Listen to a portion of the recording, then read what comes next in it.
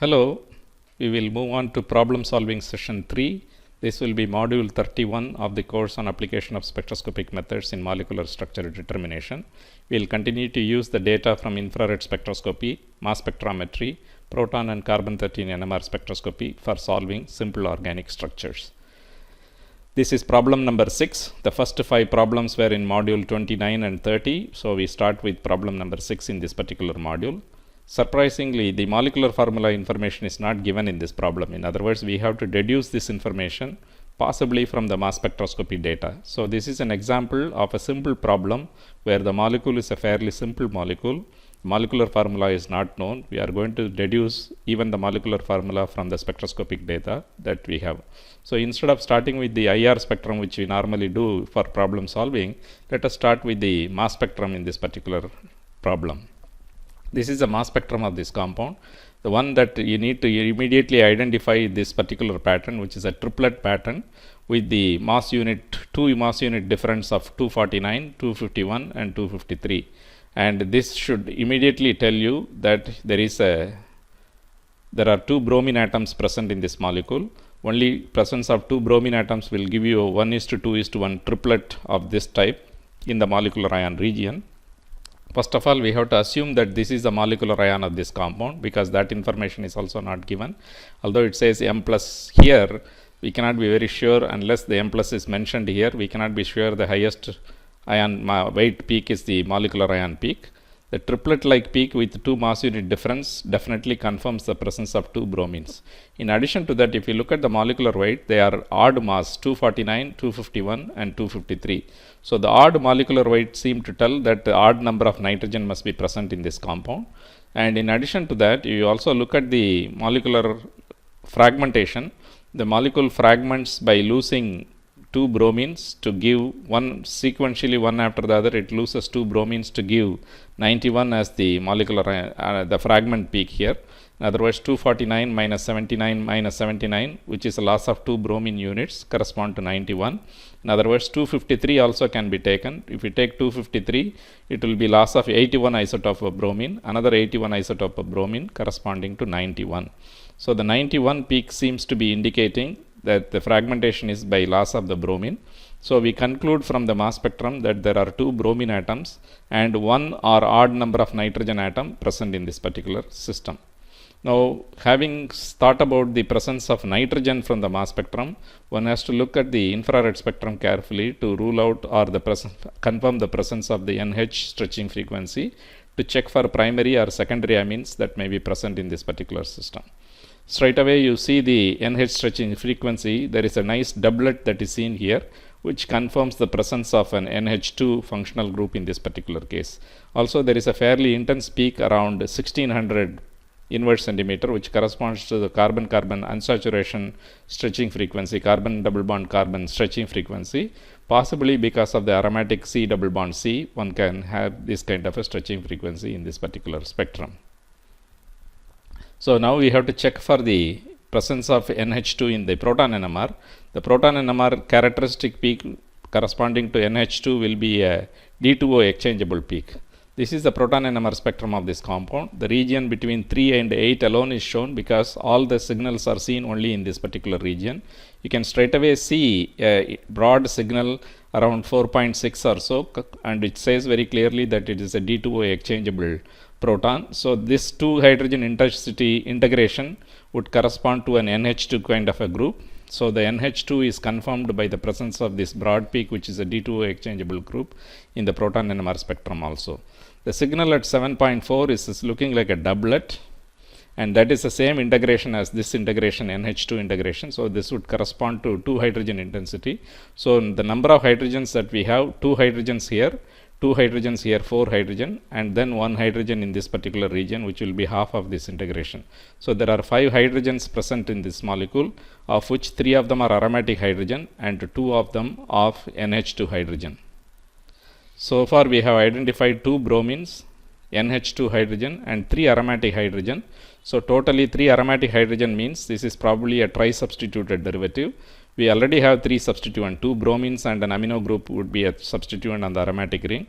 So the possible structure is the 2,6-dibromoaniline is the structure. Why did we decide on 2,6-dibromoaniline? Because of the 7 Hertz coupling constant. The molecule has to be first of all symmetrical because there are only fewer number of signals in the aromatic region. Only a triplet and a doublet is seen, and the coupling constant, if you want to measure in this triplet, you take the gap between any adjacent line. This is a 100 megahertz NMR spectrum, so between 6 and 7 this is 100 megahertz, so this should be roughly about 7 or 8 hertz is the gap between these lines that are here. So an ortho coupling is what is responsible for the signals that is seen here. So the molecule should have ortho hydrogen. The molecular formula then it will be C6H5Br2N. The molecular weight 249, 251 and 253 matches with the mass spectral data that we have already seen. So this is the molecular structure of this particular compound, essentially deduced from the mass spectrometry first. Identify the NH2 group and the presence of bromine, and the NH2 is confirmed in the infrared spectrum. And finally, it is also confirmed in the NMR spectrum by the exchangeable hydrogen that is seen here. What gave the clue that it is a tri-substituted derivative is because of the presence of 3 hydrogens in the aromatic region. So 3 other positions must be occupied by substituents. We had already identified 2 bromines and 1 amino group, and these are the most likely substituent in the molecule, and we place them in the adjacent position, leaving the other 3 positions for the hydrogen, so that the HA can be split into a doublet by HB. So this is a HA 2 hydrogen intensity, and the HB is split by the HA into a triplet. So one can see the HB signal in the lower delta region. This is para to the amino functional group, so it is at a lower delta value, and meta to amino group will come at a higher delta value in this NMR spectrum of this particular compound. The 3 aromatic protons have to be ortho with respect to each other because of the 7 Hertz coupling which is seen, which is a major coupling that is seen in this spectrum that is see here. So symmetry considerations is important in the structural elucidation problem. This is an illustration of how a molecular structure has been decided based on the symmetry pattern or the substitution pattern that is deduced from the proton NMR spectrum of this particular compound.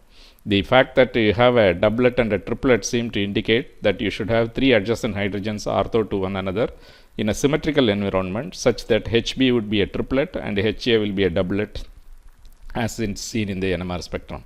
This is the carbon-13 NMR spectrum of this compound. There are 4 aromatic carbons in this, distinctly different aromatic carbons in this molecule. The ipso carbon, which has the electron withdrawing NH2 group, comes as a very low intense peak around 141 ppm or so, and the ortho carbons, which is ortho to the amino functional group, which will be the most electron deficient, the most electron rich in this particular case because of the nitrogen lone pair which can be delocalized onto the ring. So that comes at 2 around 110 ppm, 109 ppm or so, and the other 2 carbons, carbon number 3 for example, is the CH carbon which is coming around 130 or so, and the para carbon comes close to the ortho carbon which is around 120 or so in this particular case. This peak again is due to the presence of the chloroform CDCl3 peak, and this is due to the TMS peak at 0 ppm in this case. Let us move on to the next problem. The next problem, the molecular formula is given as C6H11ClO2. The degree of unsaturation is 1. So you can immediately conclude that this is definitely not an aromatic compound, because the aromatic compound will be highly unsaturated in nature. A degree of unsaturation of 1 is probably due to a C double bond C or a carbonyl functional group alone can be accounted, and not an aromatic compound. So because of the presence of oxygen, we will have the routine check of the presence of or absence of OH, carbonyl functional group, and because there are 2 oxygen present here, one can check whether there is a carbon oxygen double bond as well as a carbon oxygen single bond stretching frequency in the infrared spectrum of this particular compound. Now the infrared spectrum is shown here. 1740 is a saturated ester peak. Carbonyl stretching frequency of an ester is what is seen around 1740 or so. Around 1000 there is a peak which is a fairly intense peak, which could be because of a C single bond O stretching frequency, and the broad intense peak around 1250 or so might be because of the carbonyl bending mode of this particular compound. The conclusion is that an ester group may be present mainly because of the fact that you have a 1740 signal and there are no OH signal, which is very important. No OH, so it cannot be an alcohol or an acid for sure. So it could be probably an ester kind of a functional group in this particular system. This is the mass spectrum of the compound. The molecular ion is not seen very clearly. It is very less abundant, less than 1%, which is not seen in the spectrum. So this is molecular ion 150, 152. Because of the presence of chlorine, you have 150 and 152 peak. What is important is the base peak, which is 43. It could be a acetyl group. So the molecule could be actually an acetate ester, fragmenting to give the acetyl group at 43 or so. The peak at 73 could be due to the presence of a COO CH2, CH3COO CH2. In other words, this is an acetate ester containing a CH2 group in the alpha position of the oxygen of the ester. So the remaining molecular formula, if you subtract the CH3COO CH2 from the molecular formula, the fragment gives you C3H6Cl. So we need to find out what is this C3H6Cl. Perhaps we can make use of the proton NMR spectroscopy data for the elucidation of the complete structure. The signal at 4.1 and 3.6, each of them look like a triplet, and it could be because of the presence of a OCH2CH2H kind of a X kind of a functional group that is present here. In other words, this CH2 will be a triplet because of the adjacent CH2, and vice versa. They are mutually coupled to each other, so they sort of give you a triplet and triplet kind of a functional group in this case. The acetate group, which we identified in the NMR spectrum, in the mass spectrum as well as in the infrared spectrum, is confirmed here. The singlet of 3 hydrogen intensity corresponding to this particular peak, which is a sharp singlet corresponding to 3 hydrogen intensity, could be a CH3COO group. So the presence of a CH3COO CH2CH2X is confirmed by the NMR spectrum. If you see the peak around 1.8 or 1.9, this multiplet here, this is an unresolved multiplet.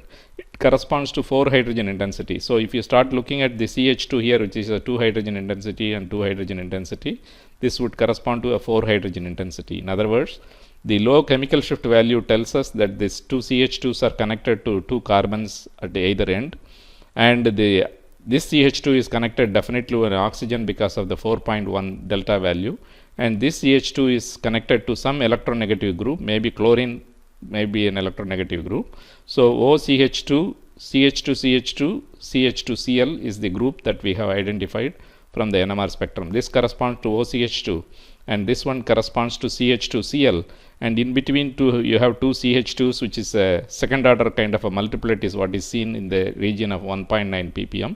So CH2, CH2, CH2, CH2Cl is a fragment which is very clearly seen in the proton NMR spectrum of this compound, and the acetate group of course is very visible in the proton NMR spectrum. So this corresponds to the molecular formula which is given here as C6H11ClO2. This is C6C1, 2, 3, 4, 5, 6. There are 6 carbons. C6, and this is H11O2Cl. It fits the molecular formula, this particular structure. And let us see if the carbon 13 spectrum also confirms this particular data. This is a carbon 13 spectrum. The off resonance spectrum is given on the top trace, and the broadband decoupled spectrum is given in the bottom trace. And the carbonyl peak is very clearly seen around 172 or 173, which is labeled as 1. Then the next carbon would be the carbon that is directly attached to the oxygen, which is coming around 63 or 64 ppm, which is a triplet. So it has to be a CH2 kind of a carbon, which is very clearly seen. Then comes this one that is attached to the chlorine directly. That comes around 45 ppm or so, which is also a triplet. So number 2 and number 3 are taken care of in the spectrum corresponding to a OCH2 and a CH2Cl in this particular case. Number 4 and 5 carbons come at a lower delta value because they are attached to only a carbon, not to an electronegative element. So they come in the region between 25 to 30 in this particular region.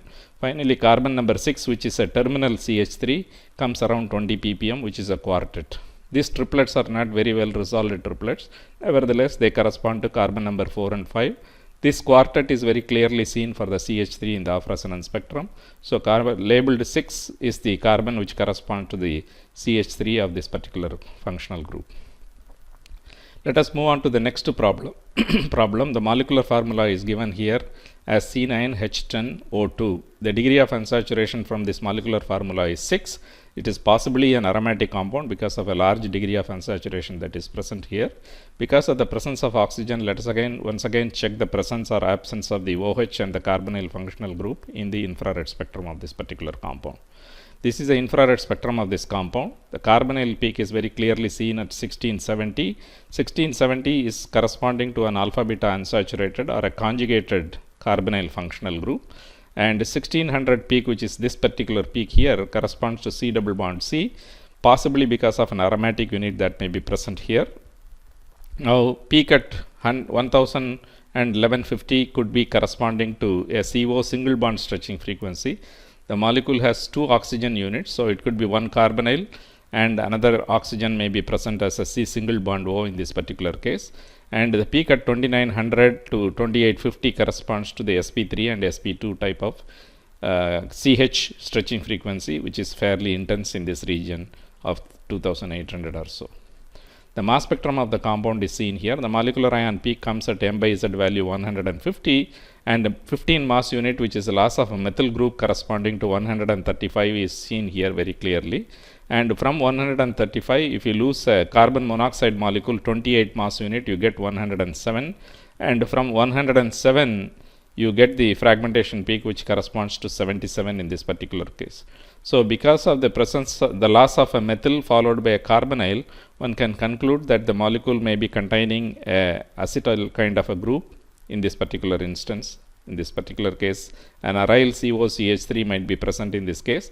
So first loss of methyl group will give an acyl cation, and followed by loss of a carbon monoxide will give you the peak at 107. So we have to look for in the NMR spectrum peaks corresponding to methoxy. How did we decide there is a methoxy peak here? This is because of the presence of 107. 107 corresponds to a methoxy substituted phenyl derivative, and this is essentially 76 plus 15 plus 16 is corresponding to 107, for example. So one has to look for a methoxy group and an acetyl group in this NMR spectrum. NMR spectrum is fairly simple. This peak, which is a doublet of a doublet or an AB quartet as you want to call it, is because of a very characteristic feature of the para disubstituted aromatic derivative. So peak around 8.0 and 7.2, each one of them has 2 hydrogen intensity. It's already, the integration is given in the digitized format as 2 hydrogen and 2 hydrogen is clearly seen here. So this is definitely a para disubstituted derivative. Then 3.95 could be because of the methoxy functional group, and 2.5 could be because of the acetyl functional group in this molecule. So the molecular formula, the structure is solved very clearly. A para disubstituted derivative bearing a methoxy group and an acetyl group. In other words, it is a para-methoxy acetophenone is the compound. The para-methoxy acetophenone, the two chemical shift values of the aromatic units, aromatic hydrogen HA and HB, are very wide because one is adjacent to an electron withdrawing functional group, namely the acetyl functional group. That would correspond to the HB should be this particular one, and the HA should be this particular one. This is wrongly labeled, I am sorry about it. This is HB and this is HA. The HB is adjacent to the electron withdrawing acetyl group, and the HA is adjacent to the methoxy functional group, which should be at a lower delta value here. The methoxy signal itself comes in the region of 3.95 or so, and the acetyl signal comes around 2.5 ppm or so in this particular NMR spectrum. Carbon 13 spectrum should give 4 lines for the aromatics carbons. The 2 ipsocarbons should come at a very low intensity. This is one ipsocarbon which has a low intensity. The other ipsocarbon is merged here. In other words, it is seen here as carbon number 3 is merging here. The one that has the methoxy functional group, which is an electron withdrawing oxygen substituted carbon, comes around 162 or so, and the other ipsocarbon, which is only connected to a carbonyl functional group, comes around 130 or so in this particular case. And the two types of carbons which are CH aromatic carbons 4 and 5 come as intense peak, which doublet in the off resonance spectrum very clearly tells us this is corresponding to. Here again the ortho to methoxy will be electron rich in nature, so that comes at a lower delta value. The one that is adjacent to the electron withdrawing functional group should come at a higher delta value in this particular case. Finally, the methoxy comes at 55 ppm or so, and the methyl group of the acetyl comes around 25 ppm or so in this particular spectrum. And both of them are quartet in nature because of the CH3 groups that are present in the methoxy and the acetyl functional group. So in this module we have seen an interesting molecule which is a dibromoaniline. Without even having the molecular formula, we were able to solve the structure of this particular compound purely based on primarily mass spec, IR and proton NMR spectrum. And then we have an aliphatic ester, chloroester. Chloroalkyl ester is what is seen here. Here the important point is that these two CH2s are appearing as nice triplets, whereas this CH2s appear as a second order multiplet in the region of 1.9 ppm or so, and that was figured out from the proton NMR spectrum of this particular compound. Finally, an aromatic compound which is a para disubstituted derivative with a nice para disubstitution pattern, which is this particular pattern, is seen, and the three compounds have been elucidated, structures have been elucidated from the spectroscopic data that is provided. Thank you very much for your attention.